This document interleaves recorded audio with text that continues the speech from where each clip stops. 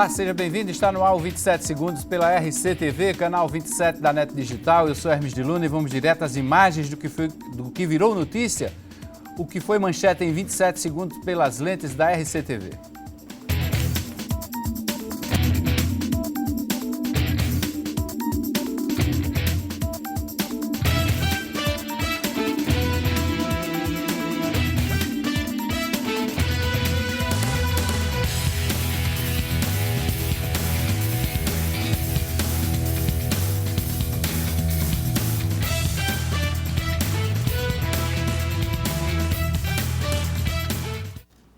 Bem, aqui nos estúdios da RCTV, nós recebemos hoje, ao vivo, o deputado estadual Anísio Maia. Ele que é do Partido dos Trabalhadores.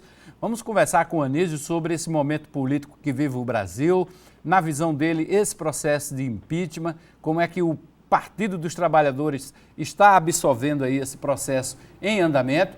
Vamos conversar também sobre a realidade da política aqui local na Paraíba, os próximos passos do PT, até mesmo com relação aos reflexos dessas decisões que estão para ser tomadas lá em Brasília, como é que isso se dá aqui na Paraíba, já visando as estratégias das eleições municipais, já preparando o partido também para as eleições de 2018, porque vão ter desdobramentos pela frente. Boa noite, deputado Anísio Maia. Prazer tê-lo aqui no 27 Segundos mais uma vez. Meu boa noite a você, Hermes, e boa noite a todas as pessoas que estão aqui nos acompanhando, naturalmente nas suas casas, a grande maioria. Bom, deputado, qual é a sua visão hoje desse processo de impeachment que amanhã será votado? O Senado definiu o rito da votação amanhã para recebimento da denúncia e, se receber a denúncia, a presidente Dilma já será afastada. O senhor crê ainda que pode reverter essa situação no Senado? Não, Hermes, eu acho que a essas alturas a votação amanhã já é praticamente um jogo de cartas marcadas. O jogo já está dado. Até porque esse processo de golpe de Estado, ele não começou hoje nem ontem. Ele começou desde a eleição de Dilma S. Neves, quando um grupo de empresários resolveu bancar um grupo de deputados para formar a sua bancada e encontrou em Cunha a pessoa para viabilizar essa articulação da direita, onde envolvia grandes empresários nacionais e até empresários estrangeiros, como por exemplo os irmãos Koch, dono de uma grande empresa petrolífera americana. Então eles bancaram esses deputados com o objetivo desestabilizar o governo. E a partir daí houve uma série de ações, o que nós podemos até chamar um terrorismo econômico, de grupos empresariais boicotando a economia e grupos midiáticos reforçando esse boicote, na medida que todo dia você via surgir noticiários negativos, diariamente negativo, notícia ruim de manhã, de tarde, de noite, criou-se um clima de instabilidade geral no país. Então esse golpe foi plantado, foi articulado há tempos atrás e está sendo concluído amanhã. Naturalmente é uma derrota das forças populares, uma vitória das forças da direita, dos empresários mais atrasados, que o seu objetivo, quando iniciaram esse golpe, não foi combater corrupção coisíssima alguma, até porque ele foi comandado pelo maior corrupto do Brasil, que é Eduardo Cunha. E entre seus protagonistas tem figuras processadas na justiça, incriminadas, denunciadas. Então, e os que de forma apregoando, trabalhando com uma verdadeira falsa moral, fala-se em combate à corrupção, mas ladeados de corruptos. Como é aquela célebre foto que Cunha no birô do presidente da Câmara, ladeado de um monte de deputados com a faixa "Somos contra a corrupção". Então isso é até cômico, né? Para não dizer trágico, né? Então na verdade é isso, é um golpe que utilizou-se de artifícios diversos com a complacência do Poder Judiciário. Não é nenhuma novidade, até porque o Supremo Tribunal Federal, que poderia de certa forma estabelecer um rito democrático, poderia defender a Constituição no Brasil, não o fez, até porque a tradição do judiciário brasileiro é justamente essa. Esse Supremo Tribunal, ele, desde 1937, que ele tem apoiado o golpe, como, por exemplo, Getúlio Vargas, ele deu o aval, ele chegou ao ponto até de apoiar a extradição de Olga Benário para entregá-la aos nazistas, com a aprovação do Supremo Tribunal na época. Aí nós tivemos 61, quando o Supremo Tribunal também não defendeu a Constituição, deixando estabelecer aquele golpe do parlamentarismo, impondo a Jangular um regime parlamentarista. Em 64, quando o presidente do Supremo Tribunal chegou a dizer que foram os tanques que restabeleceram a democracia no Brasil, para você ter que coisa absurda, né? Um presidente do tribunal dizer uma coisa dessa. E agora, quando eles deixaram Cunha, 5 meses operar à vontade, organizar toda a sua ação criminosa, toda a sua ação de verdadeiro marginal, delinquente, mobilizando todo o seu aparato na Câmara dos Deputados para efetivar esse golpe. Portanto, é uma história já conhecida, se conclui amanhã, mas com a vitória parcial dos golpistas, naturalmente, mas também com a reação forte do povo, que no início o povo, na verdade, estava, de certa forma, iludido com essa ação. Hoje o povo não aprova mais esse golpe de Estado. Hoje o povo não quer nem que Temer assuma. Alguns políticos do PMDB esquecem, quando falam em popularidade, que o candidato, e o presidente, aliás, que ele está apresentando para o Brasil, tem menos de 10% de popularidade. Então, é um golpe que mente do início ao fim, desde o seu começo, até quando se fala que impopularidade e coloca Temer como uma pessoa para substituir a impopularidade de Dilma. Na verdade, é uma conclusão já esperada. Então amanhã seguramente vai passar, mas nós vamos mudar a trincheira. Nós estamos numa luta. Nós vamos perder essa trincheira, vamos para outra. Vamos continuar na mobilização popular, vamos continuar denunciando a nível internacional, porque esse golpe está, inclusive, desgastando a imagem do Brasil em todo o mundo, e nós vamos continuar a batalha. Não vamos entregar os pontos. Essa é que é a verdade. Bom, deputado, o senhor não vê nenhum motivo de afastamento da presidente Dilma? O governo Dilma não cometeu qualquer tipo de crime? Olha, impeachment é quando o presidente, ou a presidente, no caso a presidenta, comete um crime de responsabilidade. Eles passaram 3 meses falando nisso e não conseguiram caracterizar um crime de responsabilidade. Tem deles que não perdem mais tempo para tentar justificar um crime de responsabilidade, aí fala em popularidade, fala em crise econômica. Você pode ver que a maioria do discurso do golpista é o quê? Crise econômica, o Brasil precisa ter outro governo, mas esquece que no presidencialismo não há substituição de governo sem eleição. Então, na verdade, é isso. Ou crime de responsabilidade, que é o caso que não teve. As chamadas pedaladas fiscais não se considera crime de responsabilidade, como foi o caso de Collor, quando ele foi incriminado porque ele praticou um delito, ele, a figura do presidente. Então, na verdade, é isso que ocorre. Estão derrubando a presidenta Dilma por uma coisa muito simples. Esse grupo de empresários que bancou Cunha, que bancou os 200 deputados de Cunha, eles querem reduzir o custo da força de trabalho no Brasil. Eles todos acham que os salários são altos, que é preciso rebaixar. Só tem um jeito disso, mudar o governo, porque o nosso governo sempre foi contra e nosso governo operou reajustes salariais importantes para a classe trabalhadora. Haja visto o salário mínimo que teve valorização real. O próprio Temer, já numa palestra, disse que o salário mínimo é muito pesado para os empresários. Evidentemente que eles não têm coragem de falar isso abertamente, mas a portas fechadas nos seus reuniões empresariais, todos eles têm o mesmo discurso. Então, o golpe é para isso. Esses empresários estão cansados de repartir um pedacinho do seu lucro com a classe trabalhadora. Cansaram. Cansaram do modelo Lula e Dilma, que é o quê? Contemplar todos, naturalmente que no governo Lula e Dilma os empresários também ganharam muito, mas repartir uma parte com os trabalhadores. Agora eles não querem mais. Agora eles querem ficar com o bolo completo e para os trabalhadores apenas o mínimo do mínimo do mínimo. Esta aqui é a verdade desse golpe. Bom, caso haja o afastamento da presidente amanhã, é um afastamento temporário, 180 dias. O senhor vê chances ainda de lá na frente a presidente voltar? Porque lá na frente vai precisar de outra votação, aí sim, 54 votos dentro do plenário do Senado. O julgamento terá como presidente o ministro Ricardo Lewandowski, que é o presidente do Supremo Tribunal Federal. Na outra votação, será que dá tempo conquistar esses votos que faltam à presidente Dilma? Ou ela, fora do cargo, essa situação se torna mais difícil ainda? Não, na outra nós precisamos de 27, é 1/3, né? Então é muito mais fácil para nós, certo? Agora, se preparem, que a conjuntura é muito complexa. O senhor está fazendo a leitura ao contrário, né? Precisaria de 27 para não dar andamento, é isso? Exatamente. Mas 54 Não, amanhã é maioria simples. Sim, amanhã é maioria simples, Depois, exatamente. 27 é para ela ser absolvida, né? Digamos assim, né? Olha isso. só, nós temos muita novidade. Os golpistas têm um bode na sala que eles precisam resolver. O bode na sala chama-se Eduardo Cunha. Inclusive, a cria de Eduardo Cunha, o Valdir Maranhão, que é cria de Cunha, ele preparou uma ontem, né? Com essa história de anular o impeachment. Aquilo ali não teve nada a ver com o governo.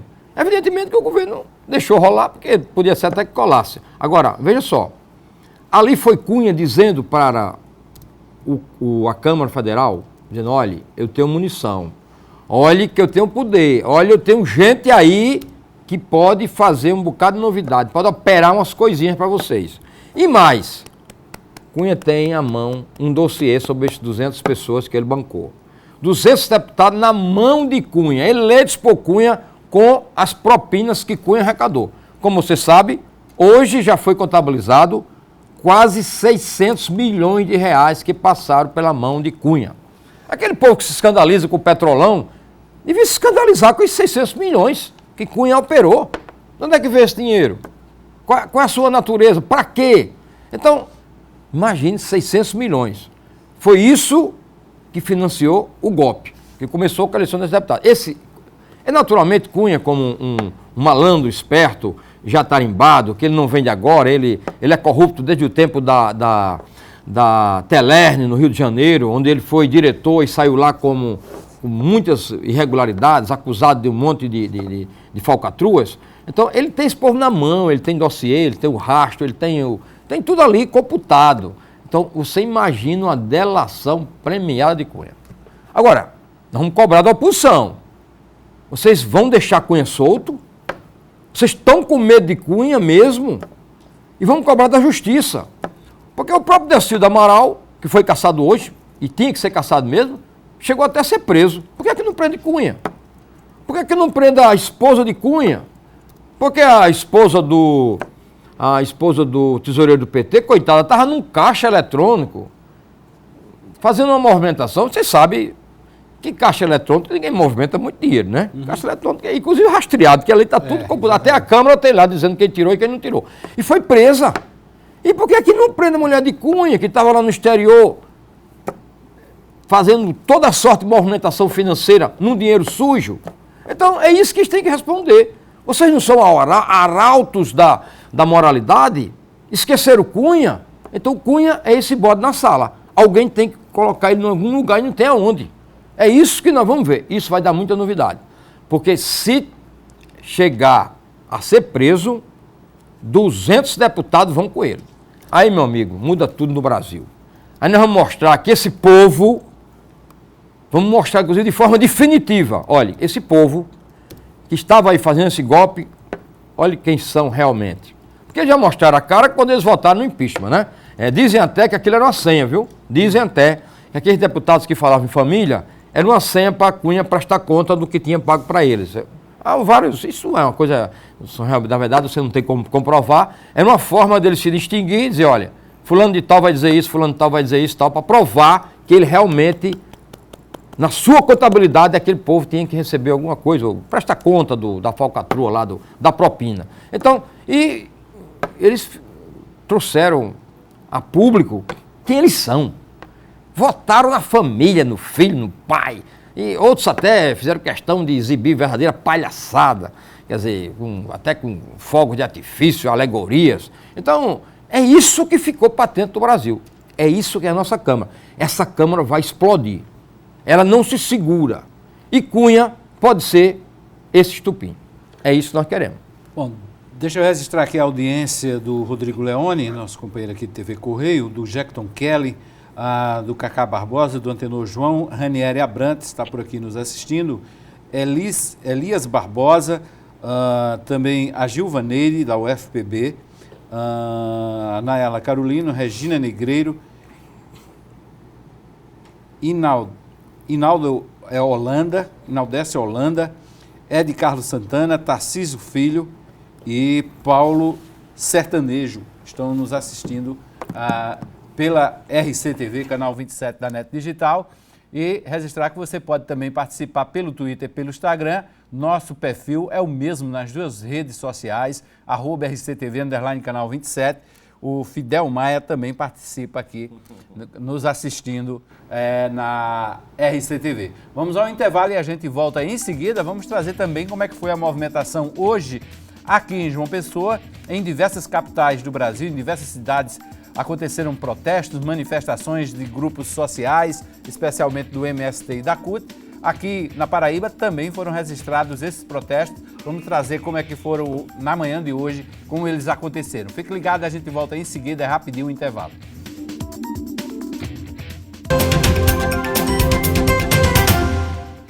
De volta com 27 segundos pela RCTV, canal 27. Olha, a manhã de hoje registrou um verdadeiro caos no transporte por conta de vários protestos que tiveram como pano de fundo a defesa do mandato da presidente Dilma. Na região metropolitana de João Pessoa, os manifestantes fecharam as empresas de ônibus e também não permitiram a saída dos trens urbanos. Quem precisou se deslocar em direção a Cabedelo teve que ter paciência. O trânsito foi interditado por cerca de 1 hora depois que funcionários da empresa responsável pela coleta de lixo da cidade fecharam a BR-230 na altura do quilômetro 7. Segundo os manifestantes, o motivo principal seria o atraso do pagamento dos salários e de alguns benefícios. Na semana passada, que era para a empresa efetuar o pagamento dos trabalhadores, o vale alimentação e o vale transporte. Então, hoje já faz 4 dias, que era o 5º dia útil, e a empresa não se pronunciou a cumprir com o seu pagamento com os trabalhadores. A Polícia Rodoviária Federal conseguiu fazer com que os manifestantes apagassem o fogo e liberassem parte da pista. Mas o grupo decidiu permanecer na rodovia para protestar também contra o impeachment da presidente Dilma Rousseff. Os trabalhadores da limpeza urbana também dizem não ao golpe. Os trabalhadores sabem que a dificuldade que já existe na lei trabalhista e sendo isso colocado que estão querendo fazer, vai piorar cada vez mais a situação do nosso trabalhador. Só por volta das 10h30 da manhã, os manifestantes decidiram liberar a rodovia. No primeiro momento foi acordado com eles que eles apagassem o fogo para não danificar o asfalto e foram colaborativos, apagaram o fogo. E no segundo momento, conversando também com a PRF junto com a imprensa, eles conseguiram o que eles queriam em relação à visibilidade da situação deles. E aí, em acordo, conseguimos também fazer com que eles mesmos tirassem os materiais que foram ateados fogo. Mas não foi só em Cabedelo que os motoristas enfrentaram trânsito parado. Grupos também contrários ao processo de impeachment bloquearam outros trechos das rodovias e impediram a circulação de ônibus e dos trens urbanos. No quilômetro 35 da rodovia, manifestantes bloquearam o tráfego nos dois sentidos, provocando um imenso congestionamento.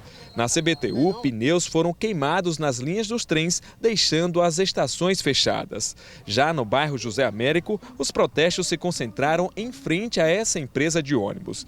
Integrantes de movimentos sociais atearam fogo em frente ao portão, impedindo a saída dos veículos. Milhares de passageiros ficaram sem o transporte público. Pois bem, em Campina Grande, os manifestantes também começaram a se organizar cedo para bloquear um trecho da BR-104. A BR-104 entre Campina Grande e Lagoa Seca foi interditada com pneus queimados logo cedo da manhã.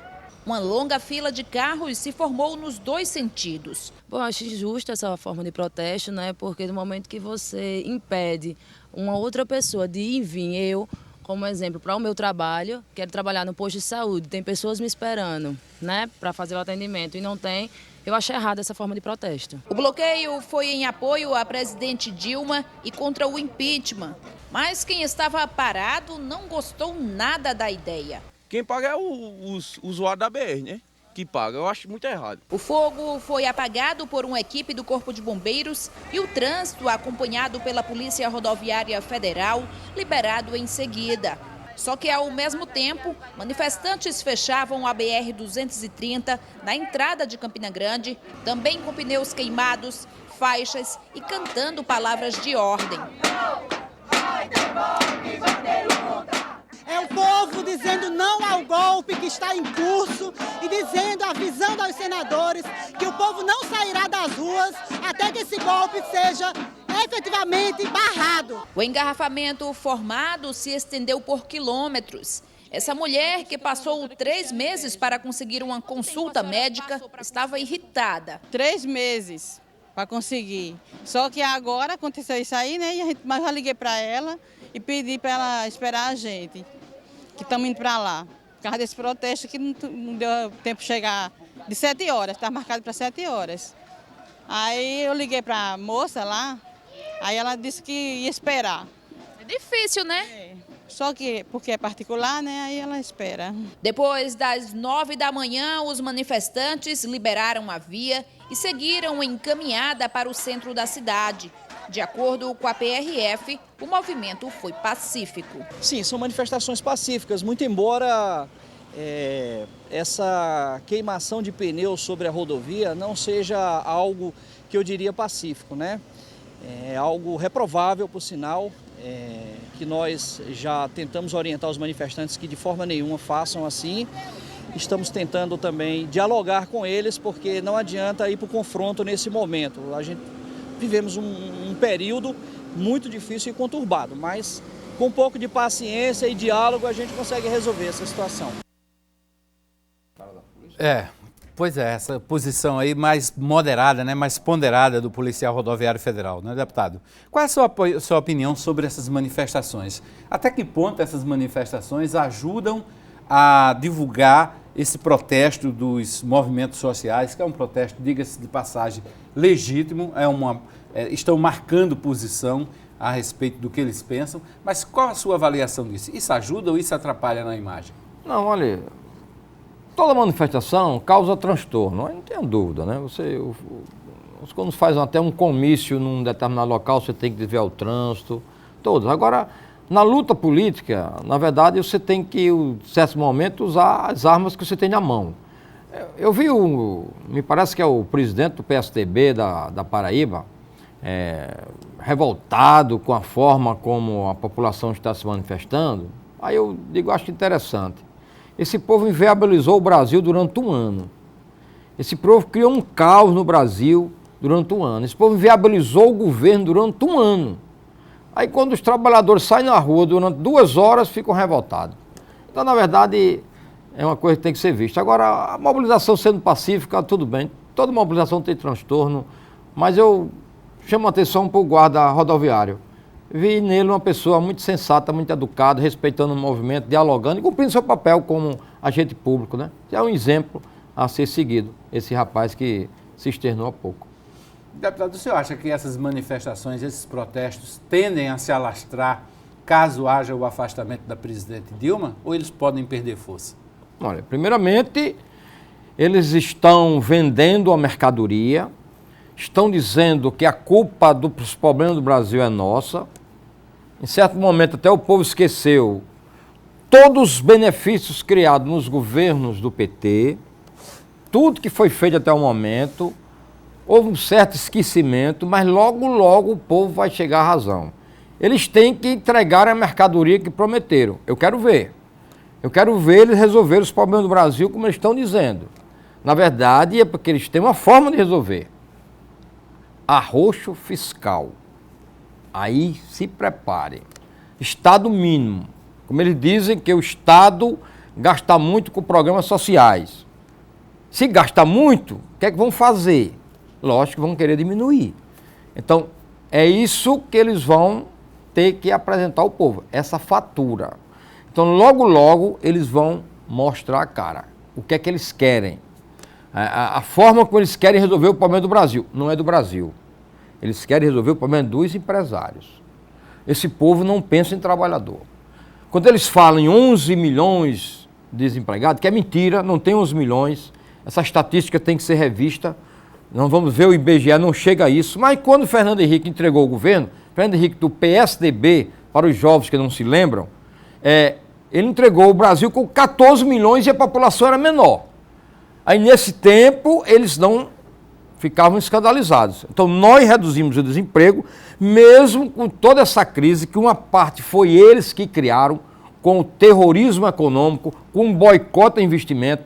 Tem grandes empresários aí guardando dinheiro para investir no mercado financeiro, tirando dinheiro da produção para a situação econômica do Brasil piorar e eles justificarem toda essa situação. Então, mas não tem problema.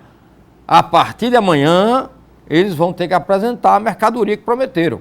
Aí, viu, meu amigo, aí vamos ver a reação do povo. Quando o povo acordar e ver onde é que entrou, vai mudar muita coisa no Brasil. Isso eu tenho certeza. Vai mudar muita coisa no Brasil. Bom, deixa eu registrar aqui a audiência do Hugo Pires, da Rebeca Nóbrega, do José Vieira Neto, da Fábia Carolino nos assistindo, também do Marcos Henriques, que é presidente do Sindicato dos Bancários, né? Também está nos assistindo. Marcos Henriques está mandando aqui os parabéns à entrevista do Anísio Maia. Do Adalberto Ferrari também está nos assistindo. Deputado, o PT vai... Vamos fazer o seguinte, né? Falta aqui um minutozinho para o intervalo. A gente vai fazer o seguinte, vamos para o intervalo e a gente volta em seguida com o terceiro bloco do 27 segundos e a gente continua essa entrevista ao vivo aqui nos estúdios da RCTV com o deputado Anísio Maia, do Partido dos Trabalhadores. Fique ligado, a gente volta em seguida, é rapidinho o intervalo.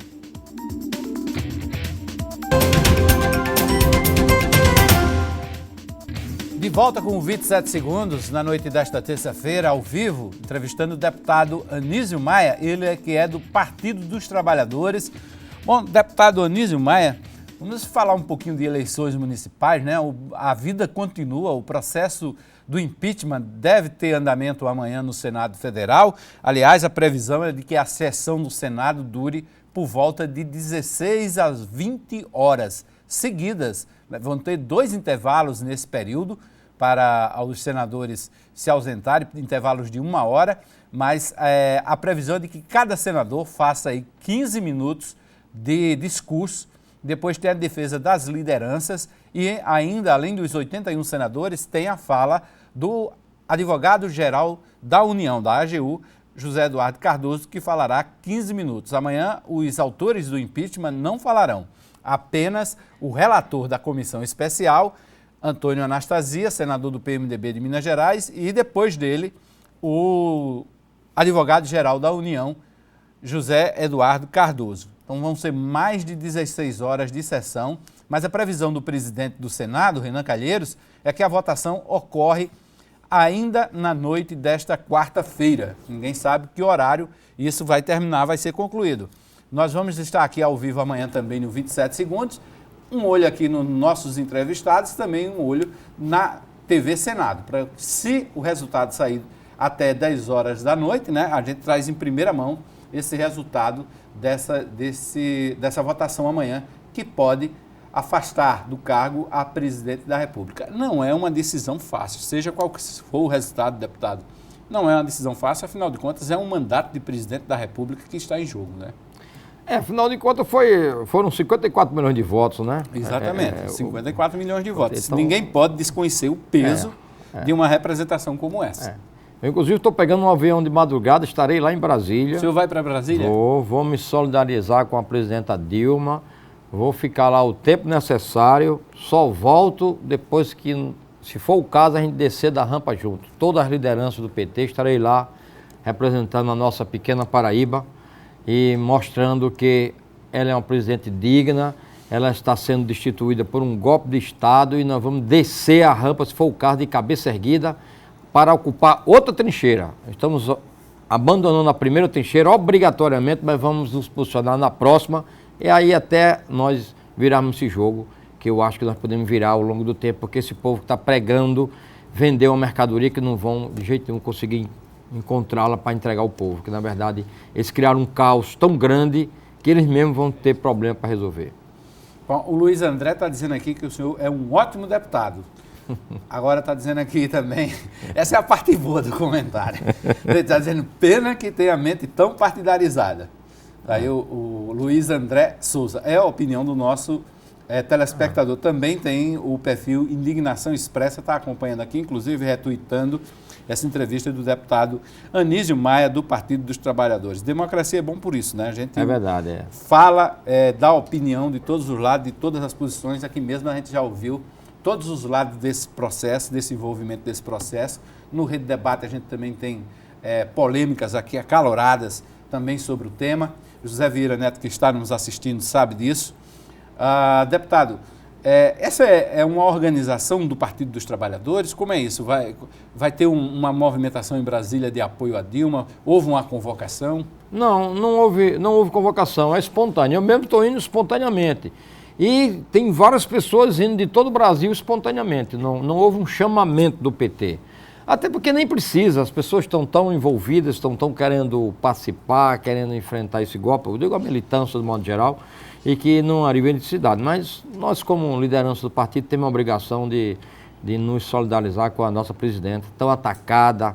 Ela enfrentou um momento muito difícil, manteve a dignidade, cabeça erguida, e em diversos momentos, quando nós pensávamos que ela ia fraquejar, ela, do contrário, ela dava a volta por cima. É uma mulher muito forte, até representando as mulheres brasileiras com muita dignidade. Então nós vamos estar lá. Eu quero participar desse momento histórico, porque eu quero também participar da volta por cima. Nós vamos dar a volta por cima assim. O povo brasileiro vai entender esse jogo do impeachment.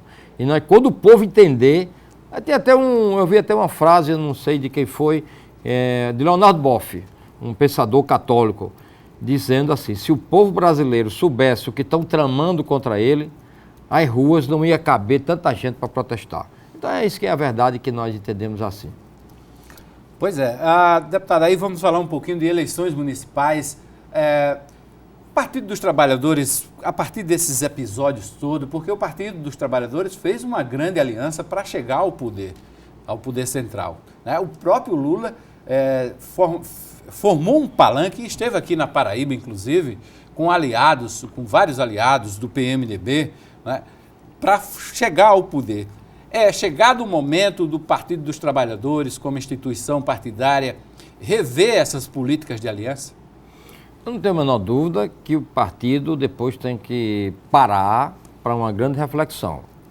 Estou falando, aqui até a pessoa que estávamos acompanhando me falou que eu sou muito partidário. Partidarizado. É uma crítica interessante. Mas é bom que mostra que a sua posição. Eu acho que no Brasil as pessoas têm que ter posição e têm que falar claramente tudo que pensa, e não pode ser o político humorista, como nós vemos a grande maioria.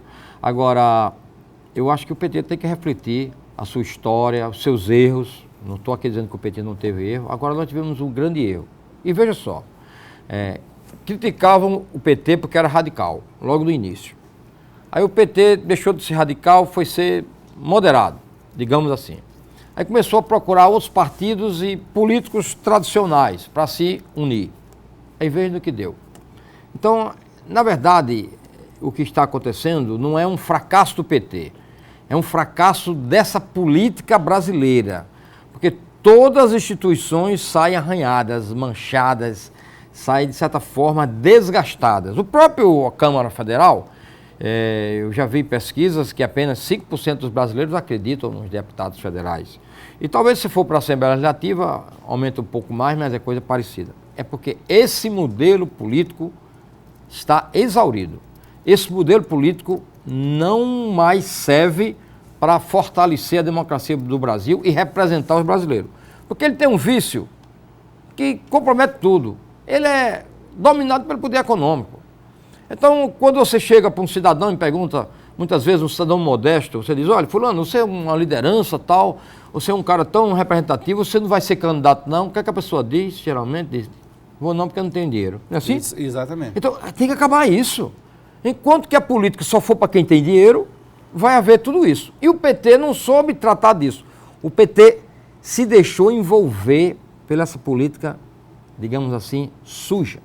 O PT se deixou contaminar. Olha aí que não foi a maioria do PT, viu?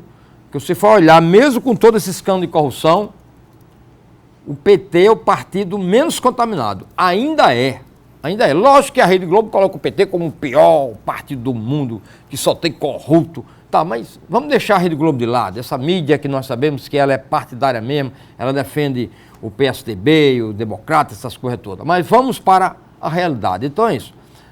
nós não fomos capazes de tratar disso. O Delcídio Amaral é o maior exemplo disso. O Delcídio Amaral era do PSDB.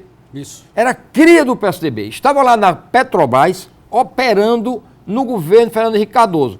E agora essa denúncia contra Aécio Neves já foi aceita pela Justiça. Eles diziam que eram santos, já foi aceita. Aí já está igual a muita gente do PT. Mude logo o discurso. Porque eu acho que o PSDB, tem uma história. O PSDB é assim, se uma denúncia é contra o PT, é verdade.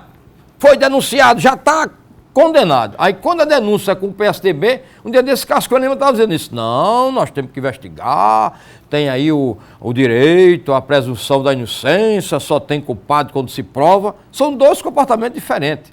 É o que está acontecendo no Brasil, de modo geral, contra nós. Agora, na verdade é isso, o PT se contaminou com esse povo. E Delcídio Amaral é o maior exemplo disso. Uma cria do PSDB, um operador do PSDB que entrou no PT. Nunca era para ter entrado. Eu estou dizendo isso agora, mas sempre disse. Gente como Delcídio Amaral era para estar longe do PT. Eu sempre critiquei isso, sempre fui contra esse tipo de alianças. Aceitei porque sou partidário, mas agora eu não aceitarei mais. Eu vou puxar um movimento dentro do PT para que isso seja definitivamente resolvido.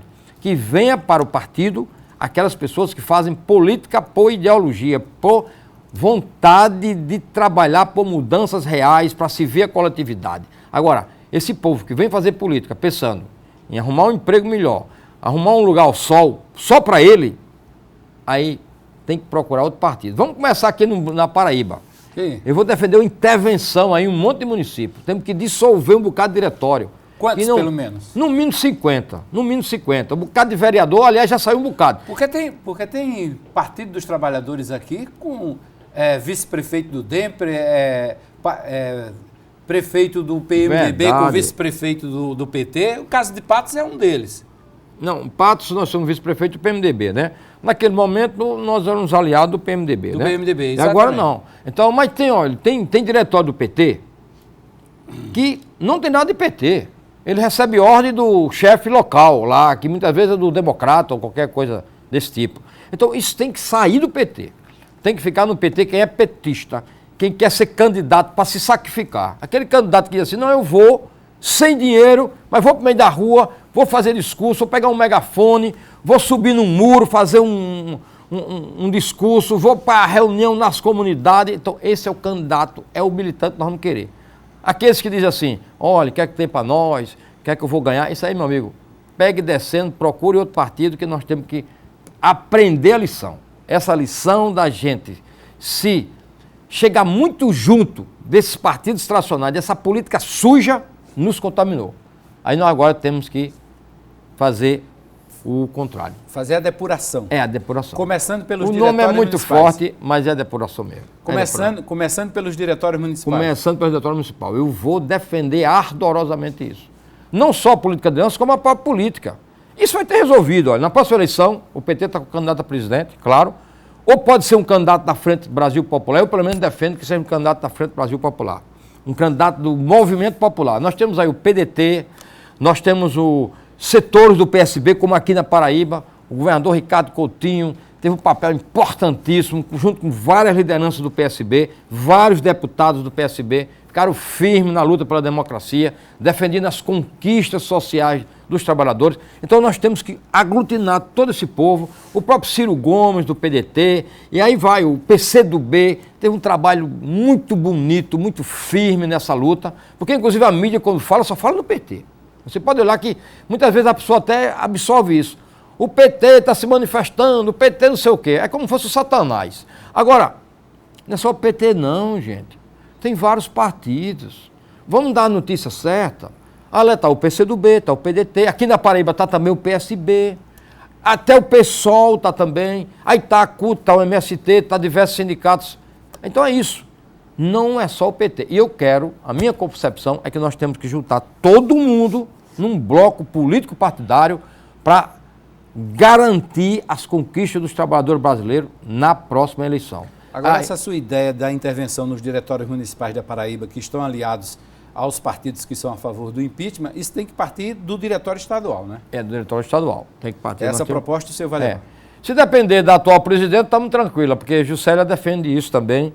Juscelia defende posições boas, no sentido de ter muita identidade conosco. Então, vamos ver o que vai dar. Agora, é uma discussão muito interna nossa, mas nós vamos fazer. Eu não vou deixar isso passar. Eu vou cobrar, porque isso tem que ser em todo o Brasil. Tem em todo o Brasil. Nós temos PTs que em nenhum momento foi contaminado com todos esses escândalos aí que tá. O PT do Rio Grande do Sul. Não tem uma pessoa no Rio Grande do Sul, do PT do Rio Grande do Sul, envolvida em nada. Então é esse PT que a gente tem que olhar. Esse é o PT que a gente tem que aprender com ele. Inspirar nele. Inspirar nele. Então, e tem outros que têm um alto nível de contaminação. Quer dizer, gente, tá bom. Nós vamos, inclusive, exigir uma mudança na direção do partido. Porque a direção atual, ela não cumpriu a sua tarefa. Ela não cumpriu. Ela não conseguiu se fazer presente no governo da presidenta Dilma. Ela, de certa forma, aceitou tudo que vinha do governo sem uma visão crítica. Ela foi muito passiva. Era para dizer, não, nesse momento nós não vamos admitir isso. Por exemplo, quando a presidente Dilma tomou algumas medidas antipopulares, o presidente nacional do PT para dizer, epa, presidenta, discordo. Não, senhora, nós não lhe elegemos para isso, não. Venha para cá, vamos conversar. Não fazia. Ficou contemplando tudo, naquela, digamos assim, passividade. Nós vamos cobrar. Então, o PT vai passar por grandes mudanças. Agora, lembre-se bem, o PT ainda é um patrimônio político muito grande no Brasil. Eu fiz várias pesquisas. Para as eleições municipais, eu tenho alguns candidatos em algumas cidades, estou analisando o humor do eleitorado em cada local. E nas cidades que eu fiz, junto com as pesquisas que nós fazemos desde nacional, o PT ainda é o partido de maior aceitação no Brasil. Nós ainda estamos ganhando do PMDB. Ainda estamos ganhando do PMDB. Então veja que isso é um patrimônio que não destrói assim. Esse povo está pensando que vai acabar o PT, pode tirar o cavalo da chuva. O PT vai continuar, vai se rejuvenescer e vai voltar a ser aquele partido dinâmico, forte, com aquela tradição de luta para colocar de novo o Brasil numa política que sirva aos trabalhadores e não aos que têm muita coisa e ainda querem mais. Ok, deputado Anísio Maia, a gente vai para o intervalo e volta em seguida com o quarto e último bloco do 27 segundos. Desde já agradecendo a audiência de todos e lembrando que você ainda pode participar. Nosso Instagram, nosso Twitter tem o mesmo perfil, @RCTV, _canal 27. Fique à vontade, mande sua pergunta, sua sugestão, sua crítica. Voltamos em seguida.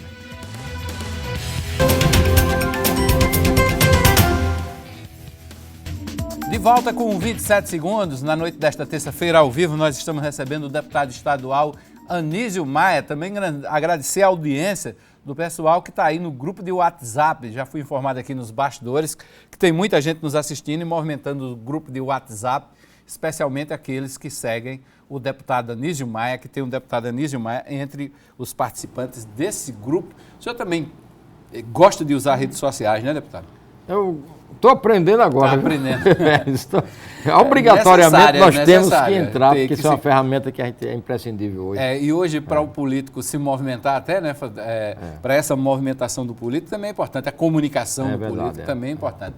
Deputado, para a gente comentar ainda as expectativas do Partido dos Trabalhadores nas eleições do próximo ano, gostaria de conversar com o senhor sobre 2018. O senhor projeta Lula novamente como candidato ou o senhor acha que é um nome, mais um nome para ser discutido? Ou ele já é o candidato natural? Olha, Lula é uma espécie assim de reserva estratégica, né? É como se eu tivesse assim, Pelé, aí dissesse assim, Pelé, senta aqui no banco, vamos ver se... Talvez a gente nem coloque você, mas é um candidato que dispensa comentários, né? Você vê que Lula hoje... 2 anos sendo atacado de manhã, de tarde, de noite pela mídia nacional, a mídia golpista, e tem 30% de aceitação numa eleição presidencial. É uma coisa incrível, né? Então, pode ser. Mas deputado, ele também tem um nível de rejeição muito grande. Sim, tá, também. Com essa mídia desse jeito, ninguém escapa. O senhor acompanha a pesquisa eleitoral, sabe como é que funciona isso. Quando o nível de rejeição é muito grande, há uma preocupação dentro do bunker, né, eleitoral, porque para reverter uma rejeição também não é fácil, não. Não é fácil, é verdade. Mas eu estou falando, tudo bem. Isso aí é uma coisa importante, tem que ser levado em conta. Agora, No nosso caso, quando você analisa a figura Lula, mesmo com um nível de rejeição alto, que na verdade tem, porque o PT foi demonizado pela grande mídia, e está mudando. Eu já andei pelo interior agora e já tem mudanças.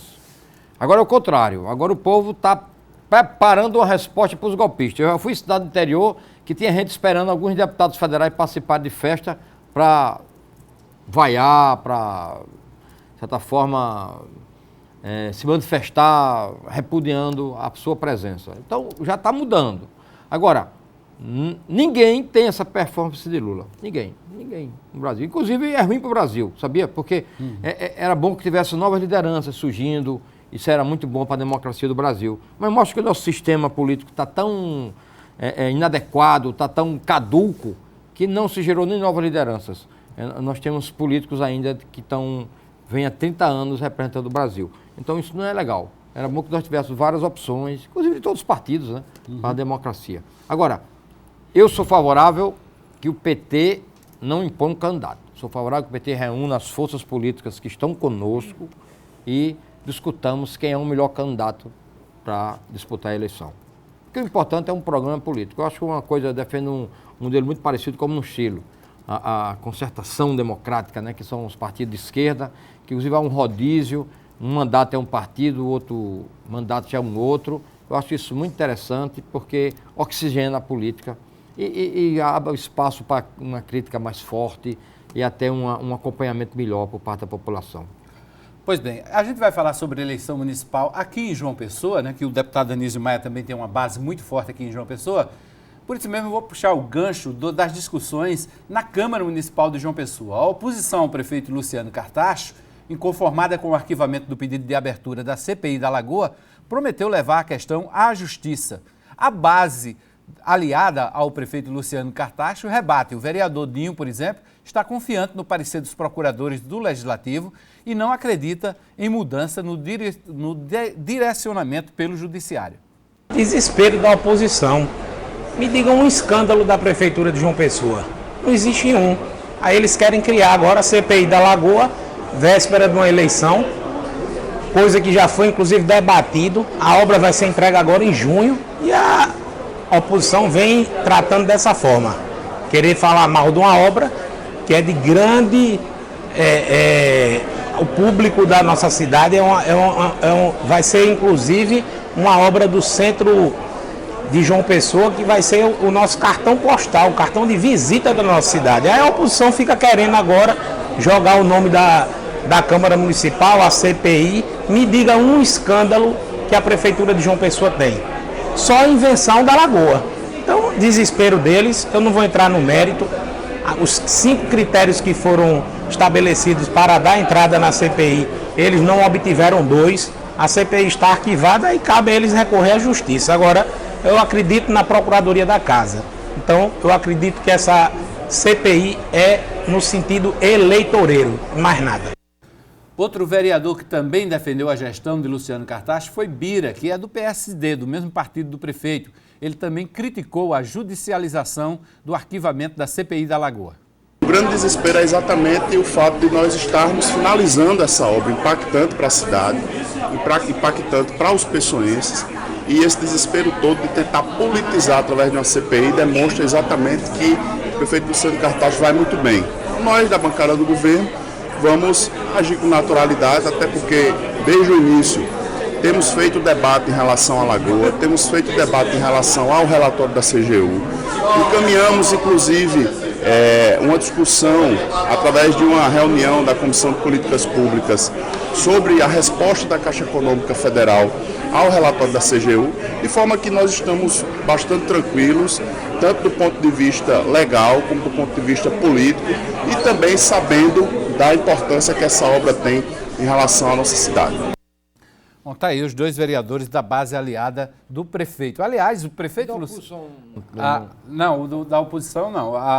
Hoje, aliás, para falar de oposição, o vereador Bruno Farias, que era o vereador de oposição que estava hoje na Câmara, ele disse que a oposição não vai ingressar com uma nova ação pedindo que a CPI seja instalada. Segundo Bruno Farias, o juiz Marcos Salles, que é o que pediu que encaminhou um pedido de informações ao presidente Durval Ferreira, depois dessa decisão da Procuradoria da Câmara Municipal de arquivar o processo, vai se posicionar. Os vereadores de oposição já procuraram o juiz para que eles se manifestassem sobre esse pedido, sobre esse arquivamento da CPI da Lagoa.